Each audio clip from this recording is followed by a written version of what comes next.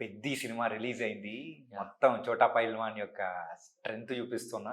ఎలా అనిపిస్తుంది? ఆ రిజల్ట్ చూసిన చాలా తర్వాత గాని? బాగుందన్న రిజల్ట్ అసలు. ఇన్‌స్టాలో ప్రతి ఒక్కరు ఆల్ ది బెస్ట్. చాలా బాగా చేస్తున్నావు. సో, మంచి మంచి కాంప్లిమెంట్స్ వాట్సాప్‌లో ఇంకా ప్రతి ఒక్కరు వెల్ విషర్స్ అందరూ చాలా మెసేజ్‌లు చేస్తున్నారు. చూసాం. చాలా బాగుందిరా అని చెప్తుంటే చాలా హ్యాపీ అనిపిస్తుంది. మరి 'పెద్దిలోకి' ఎట్లా ఎంటర్ అయ్యావు?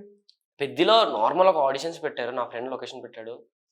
నార్మల్ ఆడిషన్స్ లాగానే వెళ్లి ఇచ్చాను. 200 మెంబర్స్ ఫుల్ క్రౌడ్‌లో హ్మ్. వెళ్లి ఇచ్చాను.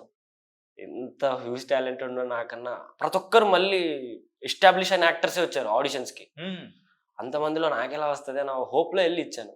ఇచ్చిన తర్వాత 200 మెంబర్స్‌లో నుంచి 80 మెంబర్స్‌ని షార్ట్ లిస్ట్ చేశారు. మా ఏజ్ గ్రూప్ వాళ్ళని. ఓకే. అక్కడికెళ్ళిన తర్వాత 10 మెంబర్స్‌ని, 10 మెంబర్స్‌ని, 10 మెంబర్స్‌ని అలా 4 బ్యాచెస్‌గా డివైడ్ చేశారు. అప్పటికప్పుడే బుచ్చిబాబు గారు సీన్స్ మొత్తం రాసి డైలాగ్స్ ఇచ్చారు. ప్రిపేర్ అవుతున్నారు. అలా ఒక్కొక్కరిని పంపిస్తున్నారు. ఒక్కొక్కరిలో నుంచి అలా నలుగురు మిగిలారు. ఆ నలుగురిలో నేను ఒక్కడిని మిగిలిపోయా. వావ్! బుచ్చిబాబు గారొచ్చారు. సో, అప్పుడు నేను 'గుర్తుకొస్తున్నాయి' అని ఈటీవీలో ఒక వెబ్ సీరీస్ చేసేవాడిని. మొత్తం బీచ్‌లో ఆ ఉప్పు వాటర్‌కి మొత్తం టాన్ అయిపోయి, బ్లాక్ అయిపోయి హ్మ్. ఆడిషన్‌కెళ్ళా. ఆ! సో, అప్పుడు చాలా బ్లాక్ ఉండేవాడిని. బుచ్చిబాబు గారు చూడంగానే నాకు వీడు సెట్ అవుతాడు. విలేజ్ లుక్‌లో బాగున్నాడురా వీడు. హెయిర్ గీరు మొత్తం టాన్ ఉన్నాడు. సెట్ అయిపోతాడని హోప్‌లో ఉన్నారాయన. సో, బుచ్చిబాబు దగ్గర ఎళ్ళాను. చేసిన తర్వాత నాకు ఆయన నచ్చింది. లంచ్ బ్రేక్ తర్వాత నా డైలాగ్ నచ్చింది ఆయనకు. లంచ్ బ్రేక్ తర్వాత సారొచ్చారు. డీటెయిలింగ్‌గా సార్ నా కోసం ముందర కూర్చొని సీన్ ఎక్స్‌ప్లెయిన్ చేశారు. ఒక రెస్లర్ ఇలా ఉంటాడు, వస్తాడు.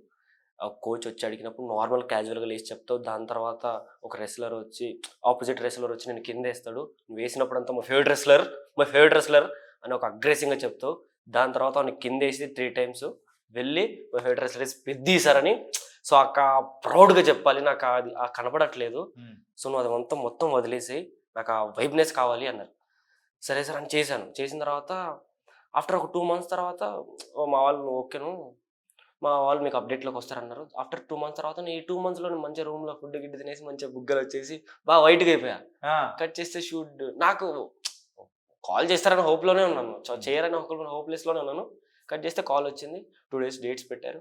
ఎళ్ళిన తర్వాత కో డైరెక్టర్ గారు బుచ్చిబాబు దగ్గరికి తీసుకొనెళ్లారు. పెద్ద పోలీస్ గ్రౌండ్ అది. కాస్ట్యూమ్స్ ఇచ్చారు ఏసేసుకున్నాను. బుచ్చిబాబు దగ్గరికి తీసుకొనెళ్లారు. బుచ్చిబాబు గారు ఇలా చూసి "నువ్వేంట్రా ఇలా వైట్ అయిపోయావు? లావయిపోయావు. సెట్ అవ్వవురా నువ్వసలు. ఆ! అసలు సెట్ అవ్వవు నువ్వు" అన్నారు. నాకు భయమవుతుందింకా. హ్మ్. ఏం చేయాలో అర్థం అవ్వట్లేదు. కో డైరెక్టర్ గారుండి "తొందరగా ఎళ్లి టాన్ మేకప్ ఏయించుకొని వచ్చుకోరా. వాటి షర్ట్ పాయింట్ ఇప్పేసేయి" అన్నారు.